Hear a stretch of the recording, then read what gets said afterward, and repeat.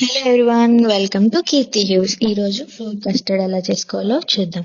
ఫస్ట్గా ఒక బౌల్ తీసుకొని దాంట్లో కొన్ని పొమోగ్రానేట్ సీడ్స్ అండ్ ఇంకొన్ని యాపిల్ స్లైసెస్ అండ్ ఆల్సో కొంచెం జాంకాయ ముక్కలు అండ్ ఇంకొన్ని బనానా ముక్కలు అన్నమాట.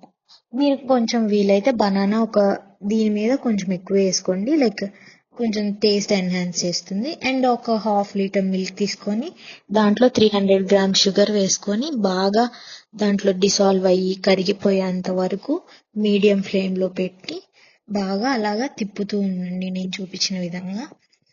మీరు బాగా కరిగిపోయిన తర్వాత కొంచెం ఇలా పాలు బాగా మరుగొచ్చిన వరకు ఆగి ఒక హాఫ్ టీ గ్లాస్ మిల్క్లో కొంచెం కార్న్ఫ్లోర్ ఆరెల్స్ కస్టర్డ్ పౌడర్ వేసి అందులో ఉండలు లేకుండా అయిపోయే వరకు బాగా కలిపి ఆ పాలు ఇందులో పోయండి.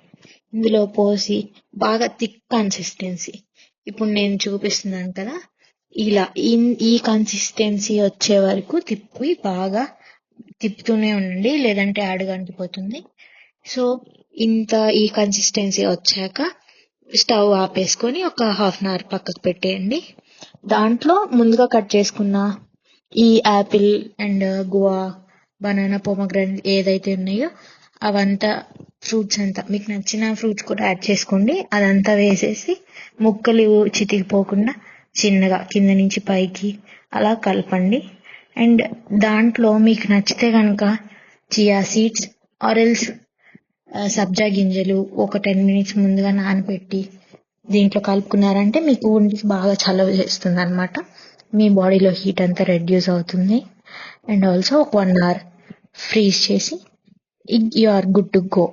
దెన్ బౌల్లో తీసుకొని సర్వ్ చేసుకుంటే you can enjoy fruit custard, tasty fruit custard.